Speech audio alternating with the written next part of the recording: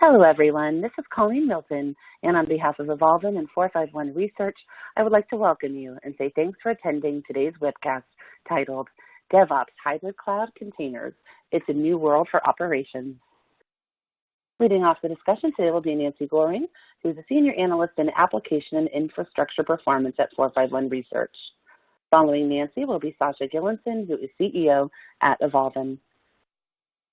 Just a few quick housekeeping items before we get started. To ask a question, simply type it in the question box on your screen, and we will get to as many as we can.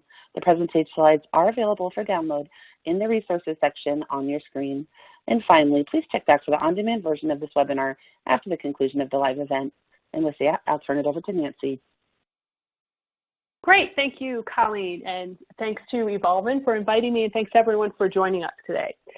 So I'm going to talk to you a bit today about some big shifts that we're seeing happening within many organizations in terms of the technology that they're adopting and some new approaches that they're implementing. And I'll talk a bit about the impact that these changes have on IT ops, and then I'll make some recommendations for how to address some of those challenges that often emerge for organizations. So I'm going to start talking a little bit about DevOps because we're increasingly seeing organizations embrace DevOps implementations. And when I talk to organizations about why they're implementing more DevOps practices, the most common response I get is that it helps them to move faster. So it helps them to more quickly develop features and capabilities in applications and push them out to users at a much quicker cadence. And this is the top answer that emerged in a recent survey that we did where we asked people what are the benefits of DevOps, and 43% of people said flexibility to quickly respond to changes. I also commonly hear people talk about embracing DevOps because they hope that it helps improve collaboration across teams and experts within an organization. And you can see that popped up here. 34% of people said enhances teamwork is one of the benefits of DevOps. But in terms of moving quicker, this is definitely the biggest driver that we hear. And in fact, it turns out that embracing DevOps does indeed help people move a lot faster. So I thought this was pretty interesting. We asked people how quickly they are pushing software, and we looked at that based on how broadly they were implementing DevOps in their organization. And so what you're looking at here, the dark blue line represents respondents to our survey who said they had full adoption of DevOps across their organization. The lighter gray portion of the line is people who have some adoption. And you can see that amongst the folks who said that they were pushing software on an hourly basis, the vast majority of those have full adoption of DevOps in their organization. Folks pushing daily are also more likely to have full adoption. So it's clearly working, right? People who are embracing DevOps are releasing software more quickly. And perhaps because of that, we are seeing people intend to further embrace DevOps. So this top bar here, we asked people about the extent of their DevOps implementations within their organization. 10% said organization-wide. And when we asked people how they expected that to change in the coming year, 17% of people said that within a year they expected to have organization-wide DevOps adoption. And you can see that the broader adoption of DevOps is coming at the expense of more pockets of DevOps within an organization. So clearly people are realizing the benefits and intending to broaden their implementations of DevOps. And, so an important thing that comes along with DevOps is often the embrace of new technologies, right? So implementing DevOps practices alone is not probably going to allow you to move significantly faster, right? You're going to need to embrace some new technologies that support this faster cadence. And so amongst those organizations adopting DevOps, we asked them which cloud-native technologies were important to their implementations. Top response you can see was microservices. 41% said containers, 28% said serverless. These, especially containers and serverless, these are technologies that tend to move a lot faster, right? So people spin up and down containers potentially on a very regular basis. These technologies really contribute to the complexity and the dynamisty of the modern application. And this is where the challenges come in, right? So if you're embracing DevOps, you're embracing these new technologies, you're moving faster, you're pushing software more quickly, you're enabling more dynamic shifts in your infrastructure, this is where the ops challenges emerge. And so let me try to sort of paint a picture of why that is. So here's a snapshot of just containers in some admittedly very large organizations, but I think it begins to give you an idea of the rate of change that is happening once you move in this direction. So Google is currently launching something like 4 billion new containers a week. And I actually saw a presentation recently from someone at Google who broke that down further, and she said that equates to launching 6,600 containers every second. So, just sort of, I think, begins to paint the picture of how rapidly Google's environment is changing, and you can maybe begin to envision how difficult it must be to track those changes in order to understand how they might be contributing to performance problems. And here's just a couple other snapshots of some other organizations that I think also paint this picture. So Hulu is that their app is made up of 1,000 microservices that are written and maintained by 100 different teams. And at its peak, Hulu has the capacity to collect 147 million logs every minute. So and you can, take a glance at some of these other stats here. I just think it really drives home the dynamisty and the complexity of these environments. And this creates some really new challenges. And I thought that this quote was super interesting. So when we do our surveys, we also do a number of one-on-one interviews with individuals. And this is a person who works for a pretty large financial services organization, sort of bemoaning the difficulty of managing microservices at scale. So, this person is really talking about how hard it is to find people who have experience with this, right? This is a relatively new technology. This person says it's about running an approach to develop operations in the context of large applications. When you get to hundreds and thousands of services, how do you run those? How do you scale that? So, there's just a lot of challenges that emerge, and people are really just learning how to manage these environments. So I'm going to make just a couple of recommendations here about things to think about if you're in this situation where you're evolving towards a more cloud-native environment, you're embracing DevOps practices. Here are some top-level things to think about, and then I'm going to dive into the last one in a little bit more deeper detail. So the first thing I can say is that you're really going to want to embrace automation. And there's a number of places throughout your IT operations processes and incident response processes that you can think about inserting automation. So when you've got so many moving pieces, such constant change, it becomes essentially impossible for humans to track that and to understand what's going on in the environment, particularly when performance problems emerge. So you're going to want to embrace automation to, at the very least, remove some of the rote work that your people face, but also potentially do much more intelligent things for you. You're going to need to be able to track change. So you need to understand when a code push happens, and if a performance problem follows closely, you should be able to understand that it's possible that that code push is to blame. That can help you more quickly remediate. So you need to understand how infrastructure and application changes are related to performance problems. You need to get a better insight into topology because it's really no longer possible for people to have sort of a mental model of what their application architecture and infrastructure looks like. So you may need some new tools that are going to give you better insight into topology, also better insight into the relationship between things like microservices, right? So you need to understand in a distributed environment how a neighboring process or neighboring service might be impacting the service that you're responsible for.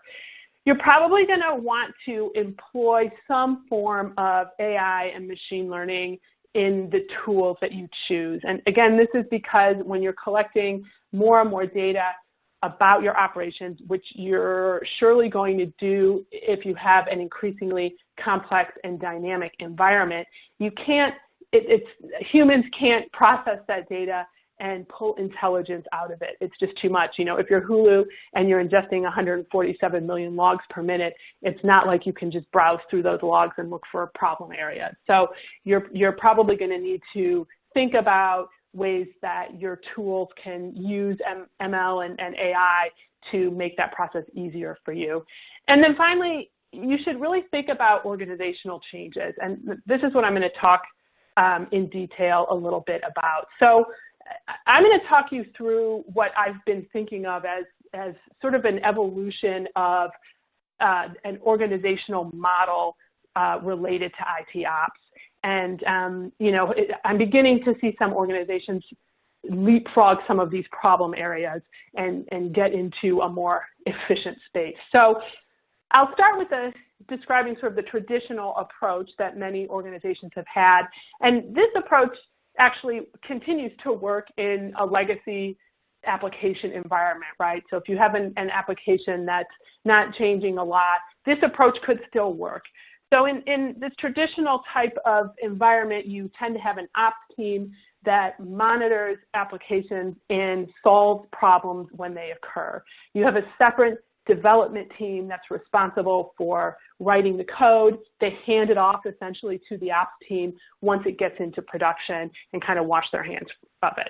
And, you know, that worked decently for a while. But, of course, this begins to break down when you begin to embrace things like microservices and DevOps in particular, because DevOps organizations need to move faster. They take responsibility for the operations of the code and the services that they develop. And so in this maturing phase, I see enterprises embrace the idea of DevOps. They tend to have a whole bunch of different DevOps teams that are responsible for developing and operating services. You might still have a development team that's dedicated to legacy apps, and you likely still have an ops team. And here's where the problems begin to emerge. So there's often a gap or a lack of understanding about roles and responsibilities. Who does what in the ops team versus what ops responsibilities the DevOps teams are responsible for. You also begin to have problems because the number of tools, monitoring tools in use tends to spike. And that's often because the DevOps team has the autonomy to choose whatever tool they want. So if you're an enterprise with 100 DevOps teams, you could have scores and scores of monitoring tools and no correlation between the data that's being collected in each of those tools. I often also hear during this phase, organizations talk similarly to that quote that I showed you a couple of slides back. So one problem that often occurs is no one is designated as responsible for understanding the customer experience of an overall microservices-based application. So the DevOps teams are responsible just for their services. Who's looking at the overall customer experience? Sometimes it's nobody. And so what I see during this phase is often a drop in application performance. And obviously this is alarming to organizations, and so they begin to evolve a little bit into what I'm seeing as more of a modern approach to ops. And what I often see here that I think is really interesting is in an enterprise, they begin to evolve what used to be the ops team into something that's more mature, might be called an observability team. This team becomes the experts at monitoring. They might run monitoring tools and essentially offer them like a service to the DevOps teams. So the DevOps teams continue to monitor and respond to performance problems in the services that they're responsible for, but they don't have to deal with managing the tools or becoming the experts. They can rely on that centralized team as the local experts who can help them ensure that they're taking the right approach to monitoring and getting the most out of the tools that they're embracing. And this is a really, an interesting phase and one where what I tend to see is that the performance of applications tends to come back up, right? It's going to improve. Often the number of tools in use goes down, and you begin to solve some of the problems that happen in the earlier phase related to tool sprawl and a lack of understanding in terms of who's doing what. And I think there's probably some future state, which frankly, in my mind, is pretty ill-defined. I think that it's probably going to be very, very automated.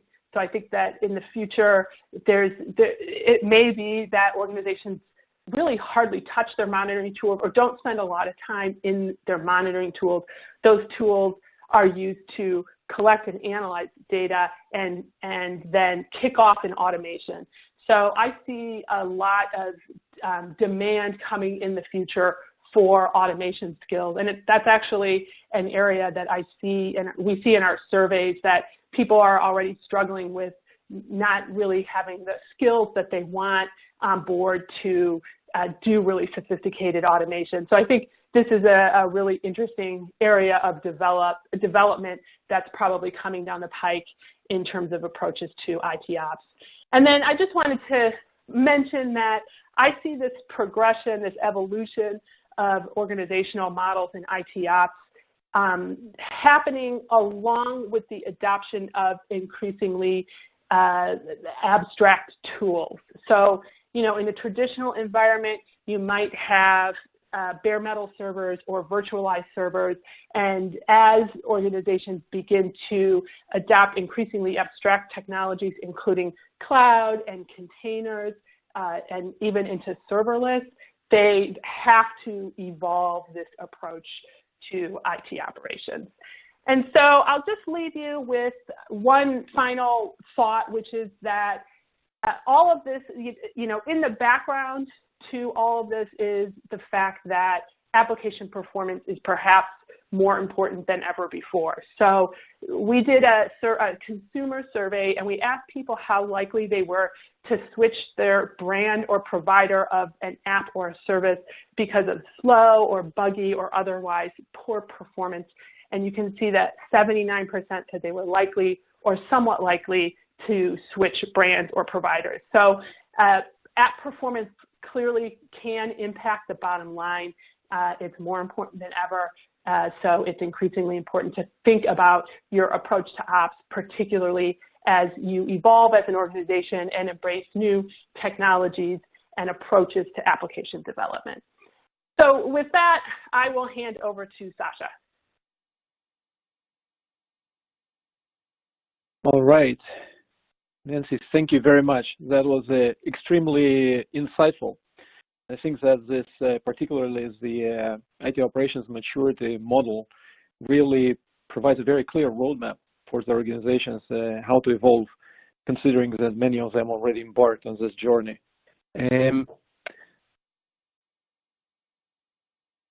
So let me talk a bit about the change aspect of this evolution. If we look into modern IT, speaking with the customers, I very frequently hear that as they again start to transition to DevOps, start to implement automation, start to move to hybrid cloud infrastructure, some of them have expectations that by combining, the cloud infrastructure, automation, and DevOps culture, all the problems will be gone. But by now, we have enough organizations that already, in terms of maturity, are getting to the state that Nancy has identified as a modern IT, and we still see that the issues are happening, right? The performance or scalability bottlenecks, depending on the bad code or bad architecture, the connectivity issues that could be related to the underlying software or virtual network infrastructure, and non-conformant data that creates transactional issues, database performance issues, where again, just automatically adding resources doesn't solve the problem of a bad query, misconfiguration of access rights, expired certificates, internally introduced vulnerabilities, malicious vulnerabilities, and misconfigurations, and so on and so on. The list can go on. And again, we see just the last year with organizations, very advanced organizations like Microsoft and Google and Facebook, they all had serious issues that were actually, when you look, what caused that, it was a change in particular configuration change. So if we look into a change, again, aspect in each of the phases of IT operational maturity model, the challenges change introduces are different, right? But the challenge is still there. So if we look into traditional IT, we all know the challenges of traditional IT, where you have manual or semi-automatic processes that are controlled by ITIL-based process, change management, configuration management processes. You have fat finger mistakes, changes nobody is aware of, drift introduced by the deployments, and so on. And so if we focus on change awareness, on what actually being able to properly control the change can provide us in this phase, well, if we are able to detect all these unknown, unauthorized changes and detect and avoid drift, that actually covers for the deficiencies of traditional process. But as the organizations are moving to the maturing phase, and where they have this mix of legacy and new DevOps processes that they start to automate, particularly in the greenfield, the greenfield applications, the challenge is slightly different, right? The root cause analysis becomes pretty complex, because you need to actually cover transactions that could span across greenfield and brownfield application components. You can have, need to deal with incompatible processes from old and new methodology or approaches, silo-based monitoring and automation tools. And then, with if again, you focus on change awareness, you can create a single pane of glass for services spanning both brownfield and greenfield. You can actually automate root cause analysis, particularly for change-triggered incidents, introduce automated consistency management, validate, if you have visibility into changes, you can actually validate what your automated deployments are doing. And when you get to the stage of modern IT, where you have automated CI/CD pipeline, automated rollback, and scaling processes, the challenge is then the investigate the problems, right? The recovery, the automatic recovery becomes fast in modern IT, but you recover from incident, you still need to investigate problem. And in this dynamic environment, where the state of the environment is changing all the time, and maybe with the time you start investigating problem, you just don't know what the environment looked like when the incident was recovered. Investigation becomes a complex matter, as well as, because of the automatic nature of the deployments, the impact of a bad change could be really catastrophic. And tracing back these changes to where actually they came from, again, considering that you have this automatic machine that pushes changes all the time, it's also not simple. It requires a significant kind of reverse engineering effort. So again, focusing on change awareness you can actually get to the automatic problem investigation, avoidance, proactive avoidance of changes that can cause this bad global impact. Intelligent recovery, where if you know actually what are the changes and how they triggered the issues, you know where to recover to, not just roll back the last deployment when the incident was detected. As well, as you actually can create an automatic change record system. And speaking about the future state, where we talk about automatic monitoring and zero-touch environments and self-healing environments and so on. What we see today, at least, that the focus is on the automation of a change, on how you actually build, test, and deploy the changes, but there is a lack of independent control. And again, here, the role of the change awareness is actually to create this next generation of automated, intelligent change control system. So if we actually take, again, the organizations that are on the path to creating and implementing ultimate DevOps, reach probably, they are between the maturing and modern IT stages. So I will focus on the modern IT, and I will give you an example here how actually, we can take a typical CI/CD pipeline where, we use a version control to see, commit our changes that are out. Then you have the, for example, build on commit setup that automatically triggers unit testing, executes deployment in pre-production environments, auto tests, maybe on the system level, then deploys to production, and then we actually start to measure and monitor and validate the impact of the change. In such CI/CD pipeline, again, if you are actually adding the change awareness, the change visibility, and you are able to detect actual changes as they happen, you can actually match, as I mentioned before, the ability to create an automatic change record system that actually tracks the changes from deployment back to the build, to the commit, and to the actual change, being this a configuration or a code change, as well as actually, you can create the analysis, you can set up the analytics that will allow you, once you deploy the changes, to analyze and predict the change risk, and if some issue happens, actually to correlate this issue back to the changes that caused it. So that's just an illustration of how, combining the existing CI/CD pipeline with technology that creates change awareness, you can enhance actually your process, providing automation in terms of handling the change when it creates impact and proactively before it actually creates a negative impact. So how specifically Evolven can help to do that? Well, first of all, Evolven actually detects the changes, right? That's absolutely a component you need to have to be able to provide change awareness, right? You need to be able to track actual changes as they happen, as they are deployed in pre-production and production environments.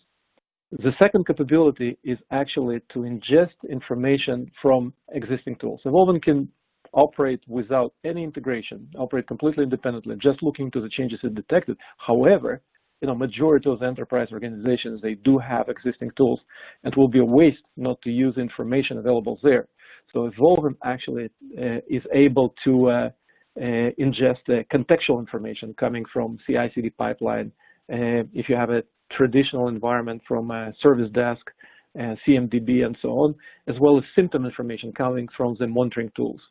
And putting analytics on top of that, on top of the changes detected by Evolven, and ingested information, applying machine learning, anomaly detection, risk analysis, Evolven can answer a few critical questions, right?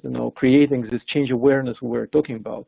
It actually can say what actually changed, not what was planned to be changed, what was committed, the packages that were pushed to production, but what really, as a granular level, changed in the environment. And if there is any incident or problem, is any of these changes actually a root cause of this incident or problem we are investigating, and also proactively, let's say there is no issue, no incident, no performance or availability or functionality problem, still, can any of these changes cause a future issue? Can we actually deal with this change before it creates any issue?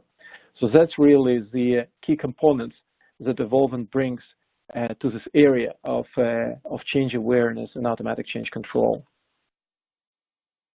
So if we look into the uniqueness, like what is unique about this approach? How is it different from anything that is there in the market?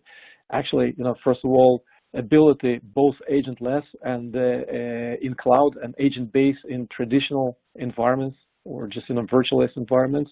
Its ability to extensively collect deep granular information about the environment inventory, configuration, state. Ability to correlate information about the changes, about the actual changes with the contextual and symptom information from external sources. And then what is most critical is the ability to analyze this combined data, right? Because there is so much information about, there are so many changes going into the environment, and as we progress and across this maturity model that Nancy has presented, the pace of changes is just increasing, right? So having this humongous amount of data without analytics is useless, it's just noise. So being able to actually pick up the specific changes that are of value for your operations, for your SRE team, the ones that cause an issue, the ones that can cause the issue, that's the role of analytics. And that's, again, this analytics we have a number of patents for, is unique for Evolven. So again, not to going in too many details, but just to give you, illustrate like what it actually means that we have this granular, deep data collection. It's a fact that we collect information across the entire environment, right? From on-premise data center to public clouds to private clouds, and we'll collect, any layer, information from any layer, application layer, middleware, database, operating system, virtualization layer. If it's a kind of traditional data center, network storage. If it's a cloud, we collect, the information about the cloud infrastructure and all the different services and components of the cloud. Like you can see examples in the slide. And we'll look into all these different types of the changes, configuration changes coming from files, registry, changes in the database schema, in stored procedures, in actual application master data, change in containers, in container image or in a virtual machine image, and change in cloud, account information, in cloud services configuration, and so on. And again, this most important part of the collection is that we'll look into the most granular level. If it's configuration, we'll go and look into the change at the parameter level, or we'll look at the change as the actual, code, as the actual code change. And this is essential, because if you want to analyze the impact of the change, you need to know like what specifically has changed, right? And what impact this to understand and to estimate what impact this change can create on the overall environment. And so just to give you an example, increasing the size of the connection pool in a database server, that's like from 1,000 to 2,000. That's a change for us. And increasing length of a varchar field in the Oracle database is it's a change for us, right? Updating, pushing, code, or committing a change, and building a new container, building a new container image containing this change, the change of the code, whatever, interface, function interface was updated. That's a change for us. So again, it's a very critical objective for us is to get to the change and understand the change at the most granular level. So analytics, as I mentioned, this is the most critical part of EVOLVEN'S. This is the brain of the systems. That's actually the components that make sense of all the data we collected on our own or we ingested from other systems. So for analytics, our analytics has a number of different objectives. Like first of all, because so much data is coming, this automatic noise reduction is critical, right? To automatically exclude all this noisy, not so important changes. Some of them created automatically, changes that are pretty much irrelevant for our system. Being able to get rid of them without any intervention from the user side is pretty essential, because again, this fine-tuning, automatic fine-tuning, ensures that the quality of the data that the users are dealing in the end is high. Correlation between the multiple data sources, between the change, for example, and the build information, between change and monitoring alert and from monitoring alerts. This kind of correlation is also done by analytics. And then calculation of the risk, how probable it is that a specific change will cause a particular performance or availability or functionality issue. This risk calculation, again, that's kind of the third key objective of our analytics engine. And the way we do it actually is by multidimensional risk analysis, right? We look into all these different properties and attributes of a change. We'll call it dimensions, and each of such dimension is essentially an algorithm. And so this multidimensional risk analysis is based on the mix of heuristic, statistic, and machine learning algorithms, in the end, again, producing a total risk or total probability of a change to cause an issue, prioritizing all these changes and differences that we are detecting.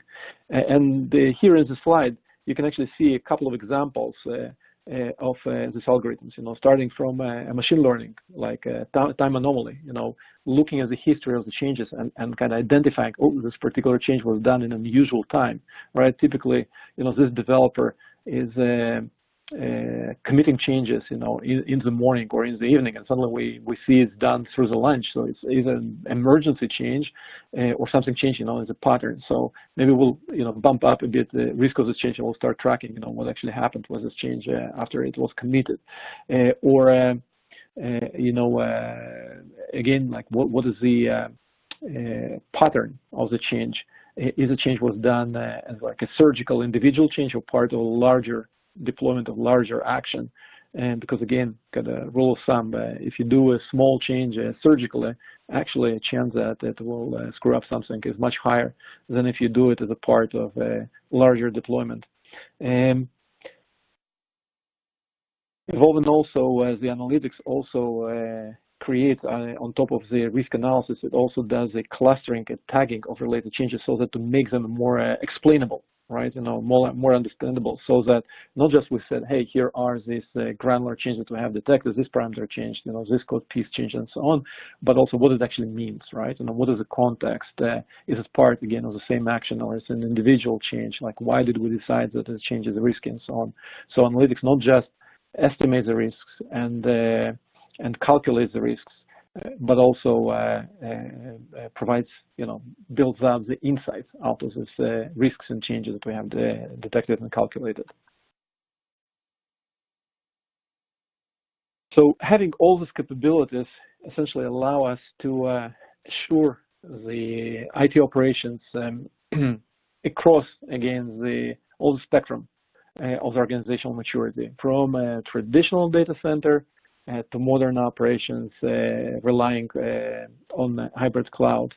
And as I have mentioned, EVOLVEN can actually help from managing this unknown changes in traditional on-premise data center, running manual and semi-automated processes, to actually create visibility and automated change control in the dynamic automated cloud environment. EVOLVEN also can help to accelerate this evolution by providing visibility into the state of the environment, helping to benchmark environment as you consolidate and standardize it, and also enforcing certain behavior as you are transitioning from manual processes and ITIL-driven processes to automated processes with automatic change authorization. So with that, let me quickly run also through the actual demo of the product, show you a number of the screens that will illustrate, these capabilities and these use cases I was talking about. And we'll start with the application dashboard, application status dashboard of Evolven, where we actually consolidate change-driven KPIs per application that is managed with the help of Evolven or per some kind of infrastructure environment managed with Evolven as well.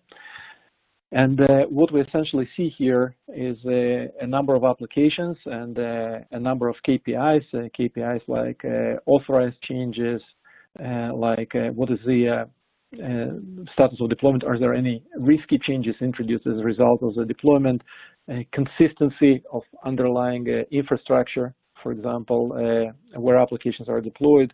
And here are just examples of what are the security changes detected in the last few days, what are the high-risk changes detected. And it's just, again, example of KPIs. You can create your own KPIs. Again, all the time they are based on the change information.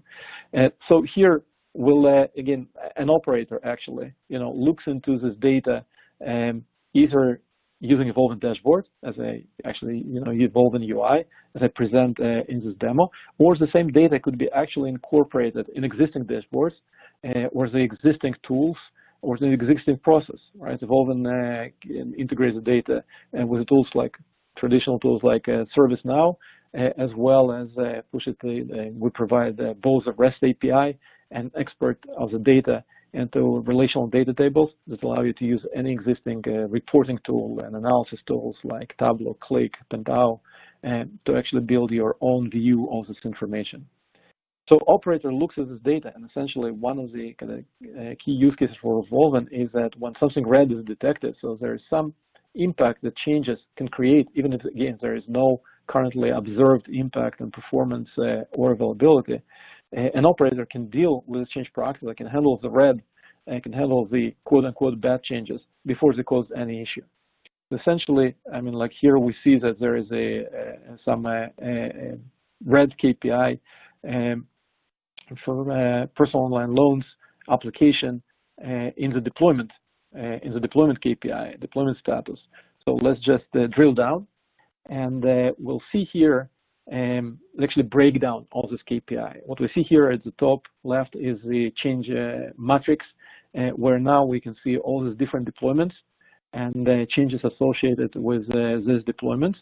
And at the bottom, we can see the actual granular changes. Changes in the infrastructure, changes in the application configuration, and so on and so on. And on the right side, we actually see this automatic tagging I was talking about, like this automatic insights produced with the help of Evolven Analytics. So we took all these changes and we broke them down according to the most representative attributes, right? Like what kind of changes we have there, what is the impact of these changes, and actually why we decided that some of these changes are risky.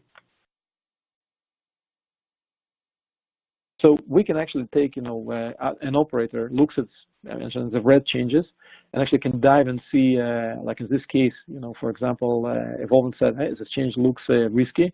Why it looks risky? Well, we actually had allocated quite a bit of memory to the particular application. We now reduced a memory from 1 gigabyte to 124 megabytes.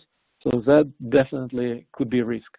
From that point, again, depending on the maturity of your organization, the processes that you are using, you can have, as an operator, you can have a couple of options. If you're still running ITSM processes, you can open a change request to remediate this particular change, or you can actually open a ticket in the system asking for additional investigation. By the way, Evolven can automatically open such ticket.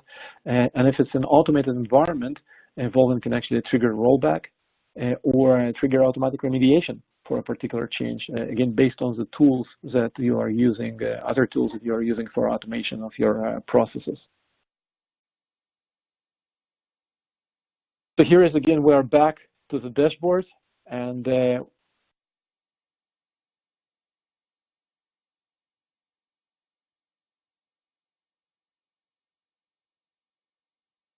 we're back to the dashboard, and we actually see a different application, and we see that there are actually, in addition to the critical changes, we ingested some alerts from monitoring tools, existing monitoring tools. So one of the things that we can, as an operator, or it could be an SRE person, or it could be a DevOps person, it could be a production support person. Again, depends on the structure of your organization and depending on the maturity of your organization. But one of the things I can do, I can also observe this alert coming that something actually wrong with the performance of my application. So let me investigate it. Again, this could be done from Evolven UI. It could be done also from within these tools that we're integrating with, like AppDynamics, Dynatrace, New Relic, and so on. So the way I actually do it, I just click on the alert, and Evolven takes me to the topology of a poorly performing transaction in this case, where we can see that we have a couple of components: front-end, middleware, back-end, and some kind of infrastructure. And the red in this transaction means that Evolven identified changes that could be explaining why this transaction is performing not so well. So one of the things that we can do, investigating further, we can essentially drill down, like we are drilling down here in back-end. And I see that I have actually 3 database servers, and this database server is running multiple databases, and one of the database has red dot, meaning that there are changes actually that are possibly causing this performance slowdown. So again, depending on what kind of person is looking to this data, if it's an SRE engineer will continue this investigation. If it's a DevOps engineer will continue this investigation. If it's like a tier 1, for example, again, in traditional environment, tier 1 production, level 1 production support person, someone working in the NOC, he can escalate, for example, at this point to a subject matter expert, like in this case to DBA, saying, hey, I actually saw that the possible explanation is in database. Here I will involve the right SME, subject matter expert, to look at the particular change because I don't really know, I don't really understand the changes at this depth. So again, depending on the role, you either switch or continue, you switch investigation to another person or continue investigation. And obviously at this point, I want to see these red changes and I want to drill down on them. So here I see that a suspicious change is the change in stored procedure, and I click on it, and I can actually see the code of the stored procedure and where the change was done. So I can see that, hey, there was a recompile option was introduced. So now, when stored procedure is running, it needs to recompile every time. So that's going to look suspicious. That possibly can actually slow down the transaction if the transaction goes through this particular stored procedure.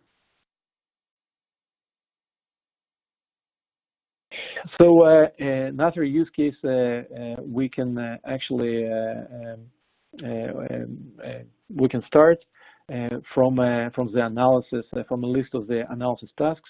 Here we look at the screen where you can see all the different tasks that Evolven allows the users to activate from the UI. Again, I want to emphasize that all this information is available through REST API as well. So it could be integrated actually into your CI/CD pipeline or into your automated SRE processes. And here we actually are investigating some reported incident. So let's say some reported issue. Let's say, again, we had some performance incident, we recovered, and now we're looking into the problem, right? Because the issue was recovered. I can't really reproduce it. So I want historically to see at least, what historically happened through using Evolven. And we pick up here, we had a crash of particular microservice. Okay, let's investigate this crash. Here are all the parameters of this crash that Evolven extracted from all the existing tools, ticketing systems, monitoring systems, CI/CD pipeline, and the information we collected on our own. All right. And here we see a slightly different topology because that's the microservice running on Kubernetes has crashed. And so we see now the map of the Kubernetes, both again combining the actual services and the underlying Kubernetes infrastructure. And we can see again where the critical changes that could be causing this particular crash are detected. Okay, so we see that the application configuration of application, a particular configuration, particular microservice has changed, and not so recent, like relatively close to the point of the issue actually happening, and we can also dive in and see why Evolven actually made a decision that this change is really the one that could be causing an issue. Like what I'm showing now, I mean, essentially it's the visualization of our analytics decision tree. And why it is important? Because the engineers, you know, then in order to trust a decision of automatic tool, they want also to understand why the automatic tool came to this decision. And Evolven actually visualizes all this decision path, allowing the engineer to actually say, hey, you know, I agree with that. Or maybe even, you know, fine-tune properties of the changes to affect the decision tree next time analysis will take place. So another example of use of information collected and analyzed by Evolven is actually benchmarking, right? You know, I have a autonomous release environment where multiple pipelines are pushing changes in different microservices and underlying infrastructure all the time. So I really want to understand, you know, what actually happens, you know, in this environment. If I have a particular issue or I want to run a particular test, I want to understand what kind of components and where I have and what is the properties of those components, what are the changes recently introduced. So in this case, I want to look into a particular a particular microservice and see, hey, you know, what versions of this microservice are actually deployed in the environment and where.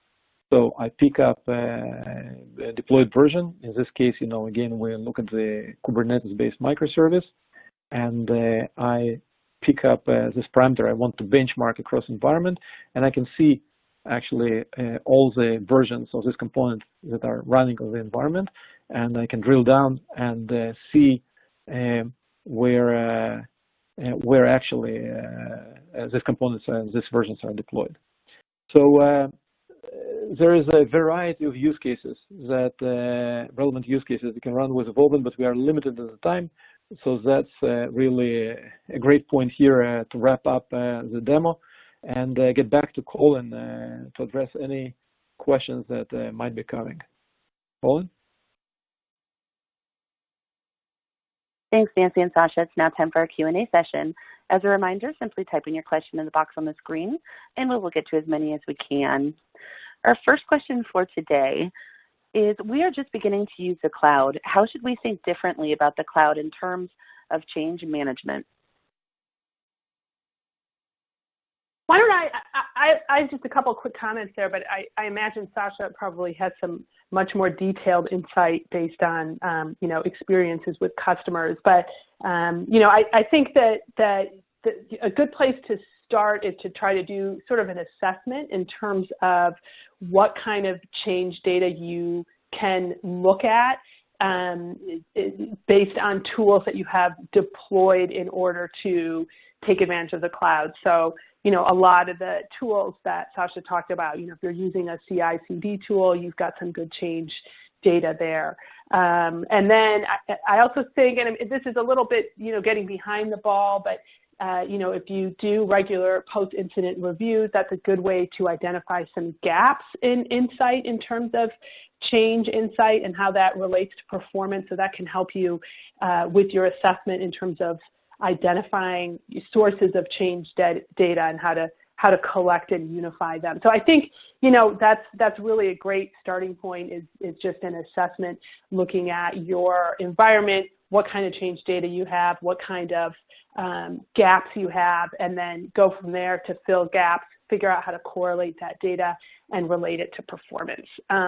Sasha, yeah, I imagine you probably have some more interesting insight in terms of what you've seen from customers that are just beginning to embrace the cloud. Absolutely, Nancy. Thank you. And our experience is that the change management process should evolve. I mean, actually, exactly as you said, based on the maturity of your underlying automation, right? And processes. If you are still running, using in cloud virtual machines, and you manage each virtual machine the same way you manage it in your data center, right? The ITSM, ITIL-based ITSM is still applicable.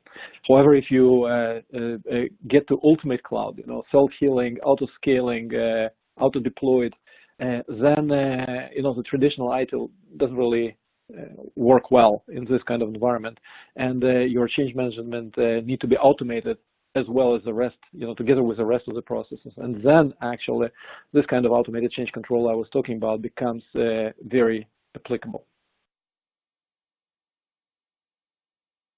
And our last question for today, do you have any advice or recommendations for reducing tool sprawl? Yeah, and that's, I'll take that briefly. Kind of a really big topic that we probably don't have enough time to really dive into today. But, I think one of the biggest challenges I see with organizations that are trying to reduce tool sprawl is designating someone or a team that has the authority to make decisions around tools. So particularly in an enterprise with a DevOps environment like I described, typically DevOps teams have been given the autonomy to do what they want in terms of tooling.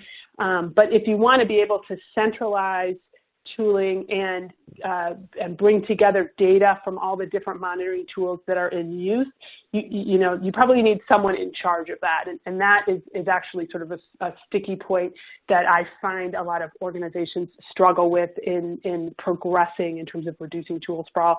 I also think there's a lot of approaches to it. So, it's also possible to do some easy reduction in tool sprawl, which can come in the form of reducing multiple accounts with the same tool. And then you might end up designating a tool as sort of the centralized collection point. So maybe if you have a central observability team, maybe you can set standards in terms of the data that people have to collect and send to a certain centralized tool. And that can actually solve some of the problems of tool sprawl. So again, I could probably go on for an hour, but Sasha, anything you wanted to weigh in there? Probably only very short that it's to your point that once you have the centralized, tool team or, like SRE team, for example, responsible for automation and for tooling, the sprawl can be stopped, right? What I found is that in the earlier stages of maturity, when you start to build DevOps and every team gets this independence, they start to bring their own tool using this kind of freedom, and that's where actually the sprawl is starting. So transitioning to the central tooling team essentially allows to standardize on the best tool set for the organization. Thank you to both of our speakers today. That concludes our webcast. As a reminder, the on-demand replay will be available on ON24 soon. On behalf of Evolven and 451 Research, thank you so much for attending and have a great day.